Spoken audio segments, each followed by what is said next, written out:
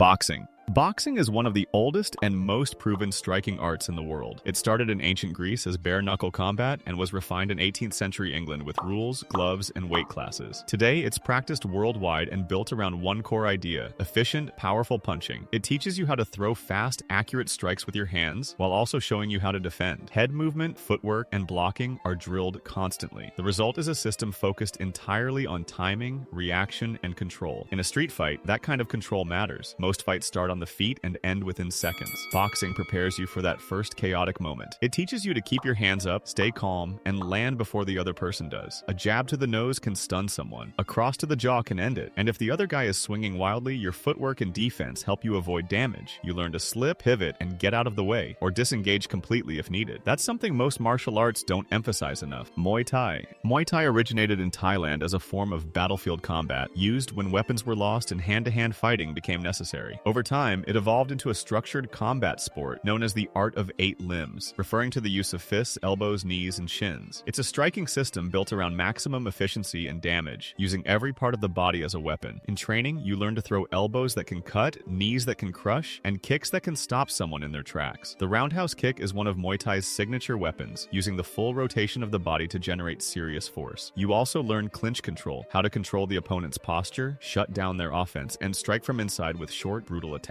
This becomes especially useful in a street fight where space is limited and punches get wild. Most untrained people swing with their arms. Muay Thai teaches you to step in, grab the neck, control their movement, and punish them with knees and elbows. You're not backing up, you're closing the gap and taking control. Elbows are small but dangerous. In a street fight, one well-placed elbow to the temple or cheekbone can cause cuts, knockouts, or both. Knees to the body or head can drop someone instantly. And if someone's trying to square up and throw big punches, a low kick to the leg or a teep to the gut can stop them from moving altogether. Jiu Jitsu. Brazilian Jiu Jitsu started with Japanese Jiu Jitsu, but it was in Brazil where it was transformed into something more practical, especially for smaller fighters. The Gracie family focused on adapting techniques so that leverage and positioning could beat strength and size. It wasn't about who hit harder, it was about who knew what to do once the fight hit the ground. BJJ is entirely based on control. You learn how to take someone down, hold them in place, and finish the fight with a submission, like a choke or a joint lock. You also learn how to escape bad positions, recover guard, and stay calm when someone's on top of you. In street fights, this is critical. A lot of real-world fights end up on the ground. Someone slips, someone tackles, someone grabs your legs, and suddenly it's not about striking anymore. Most people panic once they're down. BJJ teaches you to stay composed. It gives you a plan. You don't have to throw punches. You don't even have to hurt anyone permanently. With BJJ, you can end a fight by cutting off the blood supply to someone's brain or hyperextending a joint. Clean, effective, and fast. And because it relies on leverage, it's one of the few martial arts where a smaller person can control or finish someone much bigger. It's not perfect, it doesn't deal with multiple attackers well, and you don't want to stay on the ground if someone's friends are nearby. But one-on-one, especially in close contact, BJJ is one of the most practical systems for real-world survival. Krav Maga. Krav Maga was developed by the Israeli military for one purpose: real-world survival. It's not a sport. It has no rules, no competitions, and no scoring. Every technique is built for high-risk, high-stress situations, fast, violent, and unpredictable. Training focuses on targeting weak points. That includes eye gouges, groin strikes, throat punches, and other disabling moves. It also includes defenses against guns, knives, and multiple attackers. The goal is to neutralize the threat immediately and escape. Krav Maga doesn't waste time on perfect form. It trains you to respond under pressure, using natural reflexes and aggressive counterattacks. Everything is designed to work when adrenaline is high and thinking is low. It's effective in street scenarios because it assumes the attacker is dangerous, possibly armed, and not fighting fair. The system prioritizes speed, aggression, and simple techniques that can be used by anyone regardless of size or strength. It's especially useful when there's no time to grapple or trade punches, when the only option is to end the threat quickly. Wrestling.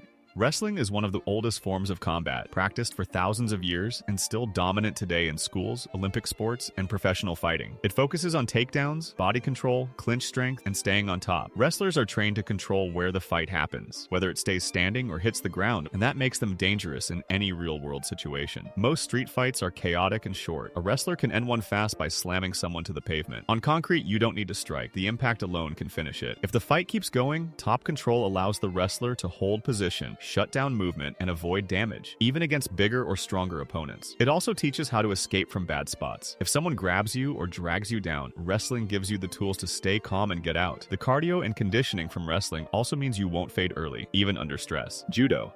Judo was developed in Japan in the late 1800s by Jigoro Kano, built from traditional Jiu Jitsu but refined for efficiency and control. The focus is simple. Use your opponent's force against them. Instead of overpowering, you redirect. Instead of chasing the fight, you wait for the opening, and then you throw. It teaches how to off-balance someone with minimal effort. Hip throws, sweeps, and trips are trained until they become automatic. Grip fighting becomes a key skill, and once you're in close, a well-timed throw can flip someone over with their own momentum. In a street fight, that kind of control is powerful.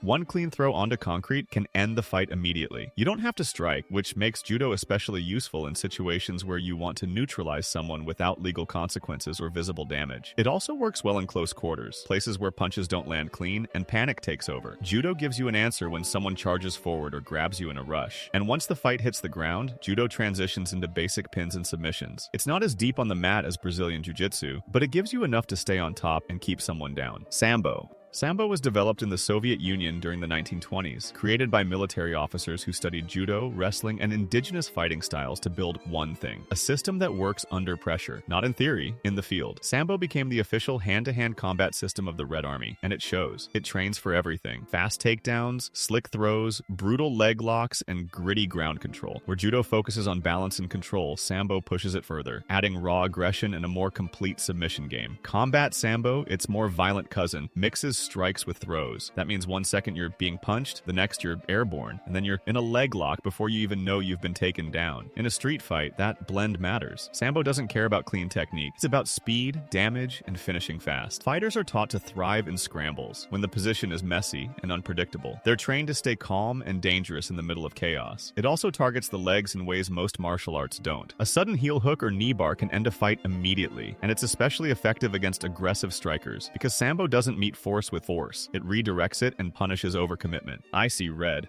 The I see red mentality isn't a martial art, it's a mindset. The kind your average, untrained Joe taps into when he becomes aggressive. It's not taught in a gym. You don't drill it on pads. It's a psychological response, a mental switch that flips when your brain senses real danger. No coach teaches it, but it shows up in almost every real fight. This mindset is about commitment, not skill. It's the refusal to freeze, hesitate, or second guess. In street fights, the person who moves first and doesn't stop usually wins. And that's true whether they're trained or not. You could be an expert in striking or grappling, but if you hesitate, it won't matter. I see red means full engagement. You act fast, you hit harder, you follow through without pause. It doesn't give you technique, but it activates what you already have. It turns muscle memory into real violence under pressure. That's why this mindset often separates the people who walk away from the ones who don't. It doesn't make you invincible, and it's no replacement for training. But without it, training can fail when it matters most. That's also why military and police train high-stress, full-contact scenarios. Because skill without aggression doesn't hold up. Same thing in the street. If you can combine real technique with the ability to act immediately with full intent under pressure, you become exponentially more dangerous. That's what I see red really is. Not blind rage, not sloppy flailing, just zero hesitation when it's time to survive.